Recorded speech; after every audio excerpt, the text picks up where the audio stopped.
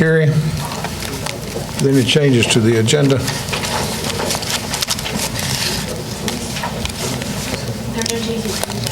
Okay. Is there a motion to adopt the agenda? Second. All in favor, aye? Aye. Any opposed? Motion carries. Council members that would like to speak, raise your hand. You're going to wait. Any other council member in the audience? Okay. Other business, amendment to rules and procedures of the Metropolitan Planning Commission. Hopefully we're going to defer that. Yes. Okay.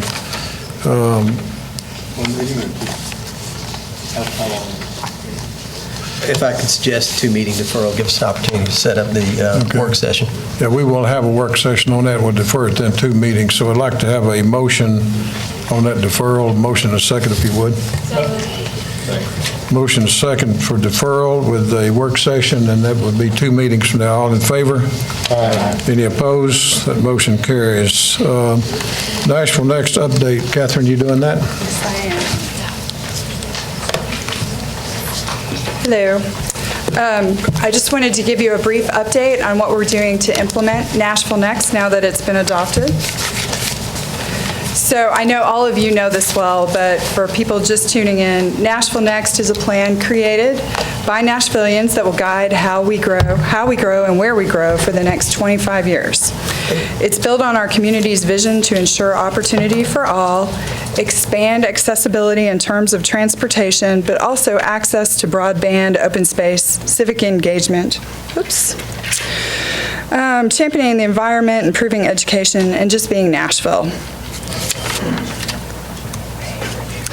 So within the plan, there are 7 elements, and each element has a chapter with policies, goals, and numerous action items that are going to require the creativity and perseverance of public, private, and nonprofit groups in Nashville.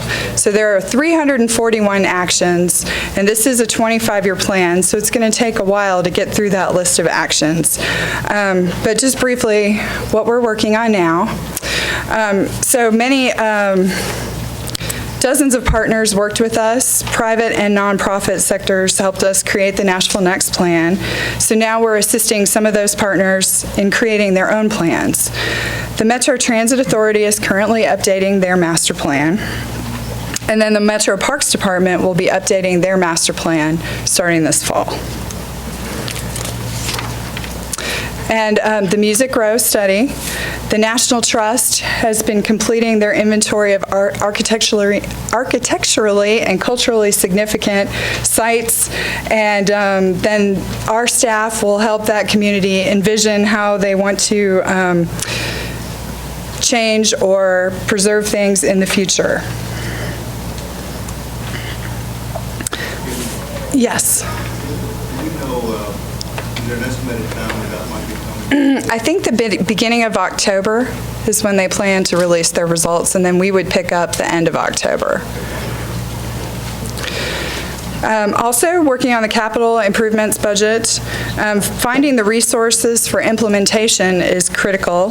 So to that end, Metro Planning is working with finance to improve the capital improvements budget review process to align capital spending with the Nashville Next growth areas.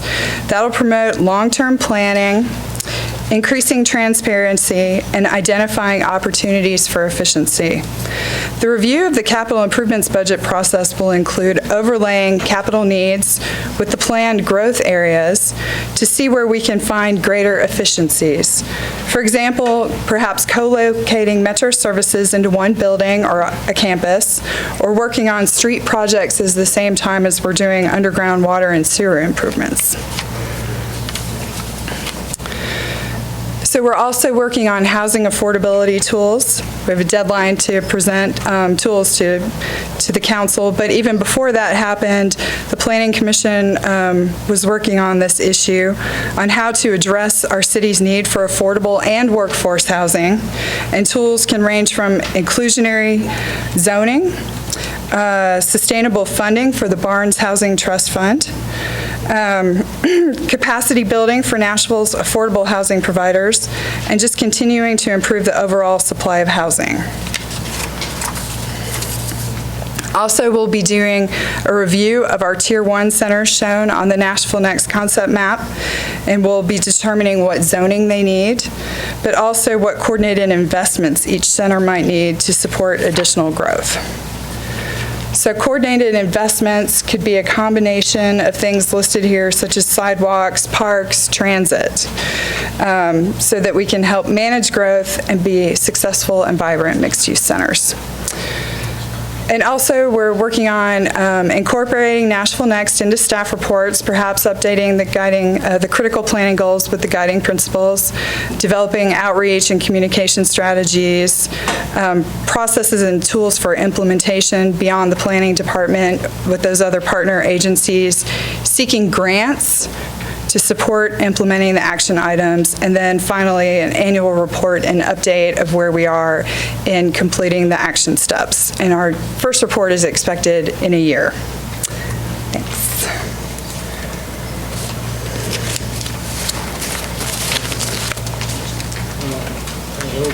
Approval of the August 27, 2015 minutes. If there's any additions, corrections, need to know at this time. If not, is there a motion and a second to approve? Move approval. Motion second to approve the minutes of August 27, 2015. All in favor? Aye. Any opposed? Motion carries. Those are now official minutes. Carry items to be deferred or withdrawn. There are 3 items to be deferred or withdrawn. The first is item number 1, 2015 SP 084001 on page 5 of your agenda. That's Burkett Place Commons. This is a request to rezone from SP to SP zoning for properties located at Nolensville Pike and Burkett Road. And the staff recommendation is to defer to the September 24th, 2015 Planning Commission agenda. The second item is 2015 S 083001, also on page 5. This is a request for final plat approval to create 4 lots on property located at 7650 Sawyer Brown Road. Staff recommendation is to defer indefinitely. And the last item is item number 7, 2015 Z 076PR001 on page 6 of your agenda. This is a request to rezone from IR to IG zoning for property located at 3730 Production Way. Staff's recommendation is to defer to the October 22nd, 2015 Planning Commission meeting. And I'll also note that Commissioner Blackshear is recusing herself from both items 1 and 7. Okay. Commissioners, you've heard the items, item 1, 2, and 7, request to be deferred. Is there a motion to accept those? So moved. Motion second. All in favor? Aye. Any opposed? Those have now been deferred. Items on consent. Sure. First, as information for our audience, if you are not satisfied with the decision made by the Planning Commission today, you may appeal the decision by petitioning for a writ of cert with Davidson County Chancery or Circuit Court. Your appeal must be filed within 60 days of the date of the entry of the Planning Commission's decision. To ensure that your appeal is filed in a timely manner and that all procedural requirements have been met, please be advised that you should contact independent legal counsel. And as notice to the public, items on the consent agenda will be voted on at a single time. No individual public hearing will be held, nor will the Commission debate these items unless a member of the audience or the Commission requests that the item be removed from the consent agenda. The first item on the consent agenda, is item number 4. That's 2011 SP 005002 on page 6 of your agenda, Central Pike South. This is a request to amend the Central Pike South specific plan district for properties located on Central Pike and South New Hope Road to allow additional commercial uses, revise bulk standards, and to modify the conditions of approval from the previous council bill. The staff's recommendation is to approve with conditions and disapprove without all conditions, and I'll note that Commissioner Blackshear is recusing herself from this item. Item number 5, also on page 6 of your agenda, is 2015 SP 089001. It's the Thompson Lane SP. This is a request to rezone from OL and RS10 to SPMU zoning for properties located at 100 and 102 Thompson Lane to allow for uses permitted under the OR20A zoning district. Staff's recommendation is to approve with conditions and disapprove without all conditions. Item number 6 on your agenda, 2015 Z 074PR-001 is a request to rezone from OR20 and R6 to CS zoning for properties located at 4408 Nolensville Pike and 335 and 339 Alice Avenue. Staff's recommendation is to disapprove, but to approve CSA for parcels 182 and 183, and the applicant has agreed to that change in the request. On page 7 of your agenda, item number 8 is 2015Z077PR001. It's a request to rezone from OL to MUL zoning for properties located at 208 and 212 McGavick Pike. Staff's recommendation is to approve. Item number 9 on your agenda is 2015Z078PR001. It's a request to rezone from OL and RS5 to MULA zoning for properties located on Felicia Street. Staff's recommendation is to approve. On page 7 of your agenda as well is item 10, 149-66P-001. This is a request to amend the commercial PUD district located at 13,000 and 13,010 Old Hickory Boulevard to permit a 6,344 square foot automobile convenience use. Staff's recommendation is to approve with conditions and disapprove without all conditions. On page 8 of your agenda is item number 12, 96-72P-002. This is a request to revise the preliminary plan and for final site plan approval for a portion of a commercial PUD overlay located at 7100 Highway 70 South to permit a dual drive-through addition. Staff's recommendation is to approve with conditions. Now note that Commissioner Blackshear is recusing herself. On item number 13, 98-73P-004. Also on page 8 is a request to revise a portion of the Hickory Hills PUD Overlay District and for final site plan approval for property located at 575 Hickory Hills Boulevard to permit a 15,314 square foot building expansion to an existing 47,930 square foot building. Staff's recommendation is to approve with conditions, and Commissioner Blackshear is recusing herself from this item as well. Finally, under other business on page 8 of your agenda, you have item 17 to accept the director's report and approve administrative items. On this last item, Commissioner G is recusing himself. Thank you, Gary. Items, Commissioners, to be voted on consent, if that's your wish, would be item 4, 5, 6, 8, 9, 10, 12, 13, and 17. There's a motion for those to be approved on consent. We've heard nothing from anyone relative to number 5, seeking them. Has there been any correspondence from officials or the public on number 5? I believe the new council member for item 5 has been in contact from staff, but was fine with it going forward at tonight's agenda. All right, thank you. Any other comments? There's none. Is there a motion to approve those items on consent? Motion second. All in favor? Any opposed? Those are now have been disposed of by consent. And the items that will be heard on public hearing today are items 3, 11, 14, 15, and 16.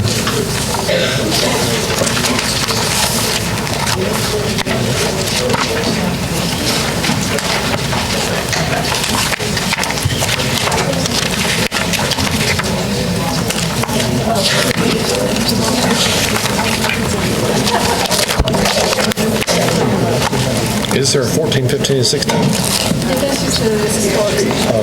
Yeah. They're not in your book? They're not in my book. Before we start, he doesn't have 14, 15, 16. They are in here, I think. I mean, I saw them. It's the reports. They're just reports? Yeah. But we still, how do we dispose of them then? We just have to hear them. It's the historic report. You got to hear them. Okay.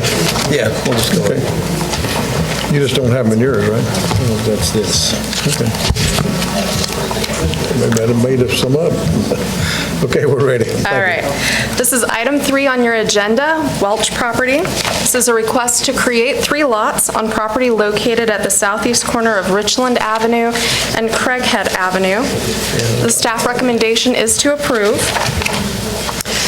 The property is currently zoned RS 7.5 and is located in the Richland Avenue West End Neighborhood Conservation Overlay.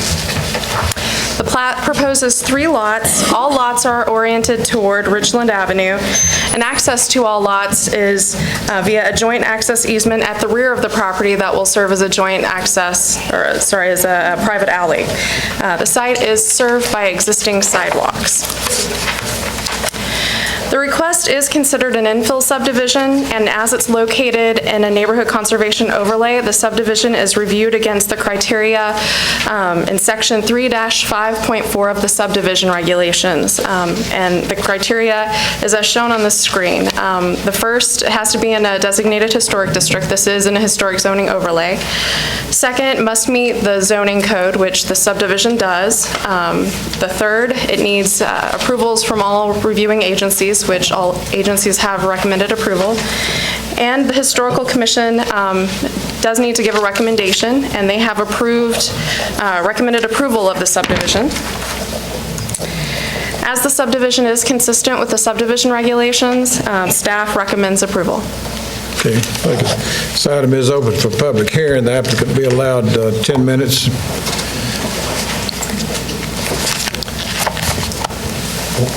This other podium here in the center. Yeah. You'll be allowed 2 minutes for rebuttal if you'd like. Bill Ford with Reagan Smith. Again, this item was on the consent agenda earlier today, so we're here to answer any questions if need be. Okay, thank you. Anyone in the audience wish to speak in support? Seeing none, anyone wishing to speak in opposition, please come to the microphone, give us your name, and you'll be allowed 2 minutes. Hi, I'm Margot Chambers, and I live at 3803 Princeton. I have a handout for you guys. Who should I give it to? Give it to staff if you would. They'll have it. I live in this neighborhood, and I wanted to object because there's no Metro Council member sitting on the Planning Commission, and there's no internal council committees able to review this proposal, and that council's in transition, and there haven't been any Metro Council meetings between August 18th and October 6th. Please make sure that this commission reviews one alley configuration to make sure that there's going to be adequate room for emergency services like fire trucks. There are at least 3 different alley configurations, and I've given you 2 new ones today in addition to the packet that you'll have. So please use the configuration filed for the declaration of reciprocal easements and covenants between this developer and Davidson County. That's on the last page of your handout, and this was filed on the 3rd of August. And I'd like you to use that for your consideration so that you understand the configuration of the final plat, because it's the same alley configuration. The Board of Zoning Approval, Board of Zoning Appeals, BZA, is going to look at the configuration listed on page 2 of your packet on September 17th. So please come up with one alley configuration before you approve the final plat. Thank you. Anyone else wishing to speak in opposition? Seeing none, would you like 2 minutes for rebuttal? Planners and the developer and the neighborhood have gone through a great deal of consternation and discussion about exactly how the configuration of these alleys. In fact, we've eliminated one of the entrances that was going to be on Richland, so the alleyway will run behind those lots parallel to Richland. It will then kind of meander back through the brownstones that are proposed for future development over to West End. I'm not really sure exactly what the lady had to discuss or what she's handed out to you, but if I can see you, I can tell you exactly what. Please give him a copy of it. Yeah. I know that there have been several versions of this plan, not necessarily sent to Planning Commission for consideration, but discussed over a great deal of period of time. Okay, the very first one on the second page, that is the current plan of the alley. Initially, we had it going, actually going over to Richland between, lots 10, 11, or something like that in the past, but that was eliminated through negotiations with the neighborhood. This pretty much is the plan that the neighborhood has agreed upon. So if you have any questions, I'm here. Okay, thank you. I declare the public hearing closed, and Greg, you prepared? Stuart? Well, I guess my question is, the person commenting from the neighborhood asked about this last page. Is this the configuration on that last page of that handout?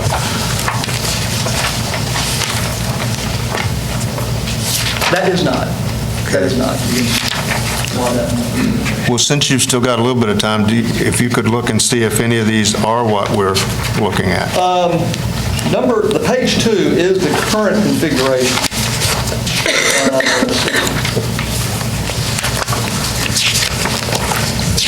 By current, you mean the proposed? Proposed, the one that we're Yes. proposing, that's correct. Basically, for the 3-lot subdivision plat, nothing has really changed configuration-wise. But, yeah, the second page is the one that we're currently proposed to the neighborhood and the one that they've accepted. I'll note for the commissioners that on both alley proposals, you're actually only looking at lots 1 through 3 right now, and the configuration of the alley is the same on both of those. What did you just say? On both of the alley proposals, the subdivision that's being presented right now is only lots 1 through 3 on both of those exhibits, where the alley proposal is the same on both of those exhibits because it's running just outside on the rear lot line of those 3 lots. Okay. Thank you. I'm not prepared. Okay. Hunter? Andre? No comment, thank you. Derek? No comment. Jeff? No comments. Other comments? Not, is there a motion? Move approval of staff's recommendation. Was there a second? Motion second to approve staff recommendation. Stuart? The comment was made about the council being in transition, but this has to go through 3 readings of the council. No, this No. is a subdivision, so the Oh, so planning it doesn't go anywhere? commission's going to Oh, I make the got you. final It's just- decision. Yeah, subdivision, that's different. Okay. Got a motion second to approve the staff recommendations. All in favor? Aye. Any opposed? Motion carries. Yes. I'd like to show that I abstain on that one. Okay, show that Hunter abstained on item number 3. We're now ready for item 11.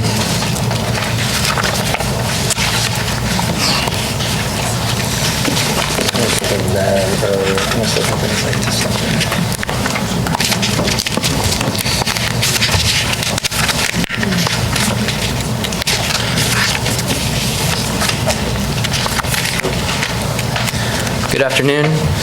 My name is Justin Wallace, and I will be presenting the modification request in the Murfreesboro Pike Urban Design Overlay for the proposed Thornton's development.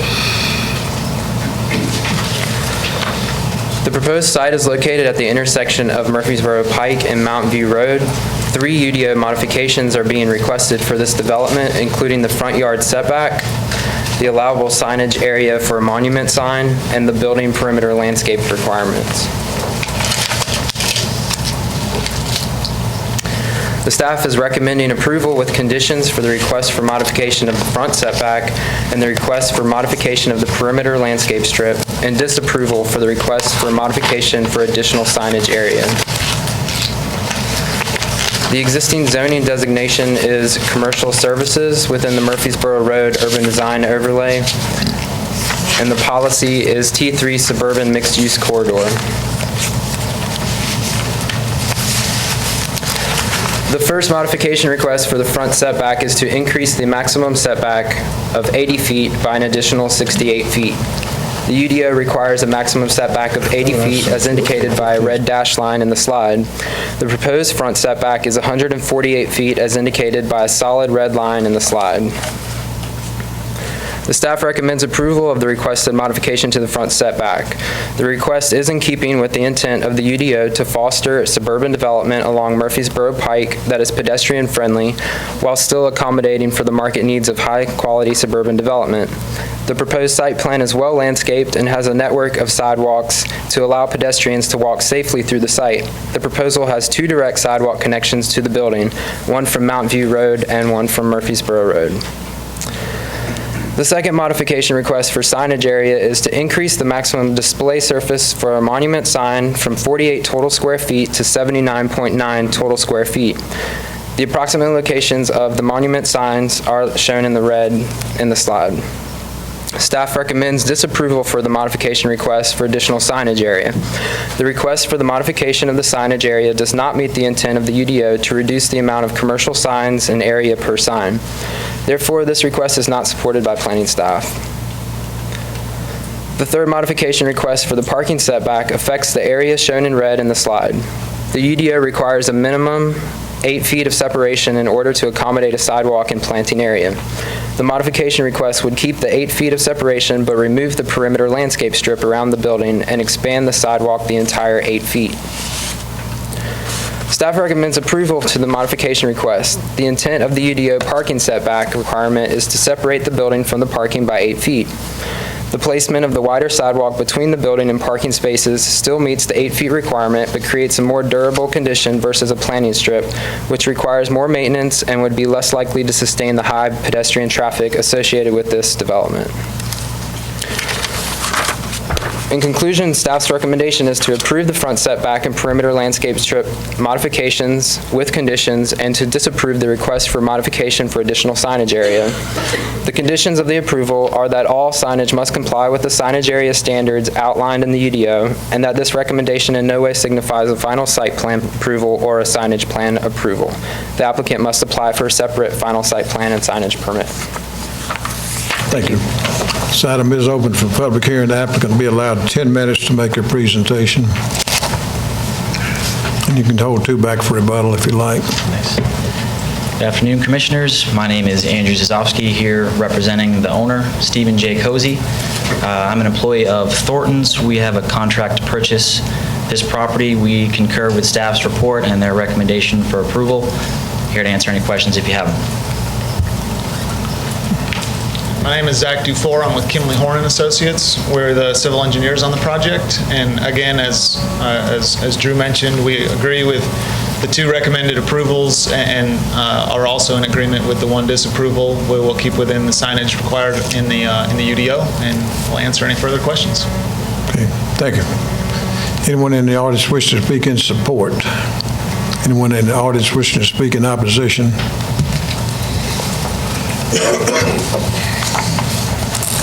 Good afternoon. I'm Margot Chambers at 3803 Princeton Avenue again. I wanted to object to this because of the transition of council. I noticed that Sam Coleman is a new council member, and this is a major modification to an urban design overlay, and you had it on consent. So out of respect for that council member, I thought he could at least get a presentation and understand what's going on for his community. I would have to say that I would request that you put in the developer should make sure that all sidewalks that are needed are actually built, and there's no contribution allowed for the fund, because that's not adequate. So make sure that the sidewalks that he says he's going to build is built. I do object to the reduction in landscaping, though. I think there should be a way to find landscaping and walkability and suburban infill and all these things. Please do a traffic impact study, and also make sure there's adequate environmental protections for any tank storage. Thank you. Thank you. Anyone else wishing to speak in opposition? Seeing none, you've got 2 minutes for rebuttal if you'd like. Thank you, Commissioners. Again, Andrew Zazowski with Thornton's, representing the owner. We agree to build any required sidewalks, and I think if you take a look at our landscape plan, we are meeting code with the landscaping plan. I think we're doing a pretty good job working with staff to provide beyond code, and yeah, here to answer any questions if you have them. Okay, thank you. Would you like to speak, sir? Okay. Declare the public hearing closed. Lillian. Sure.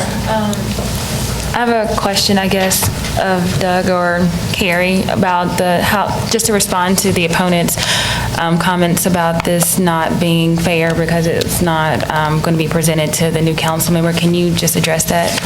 This application, because it's a UDO final site plan, would not go to the council either.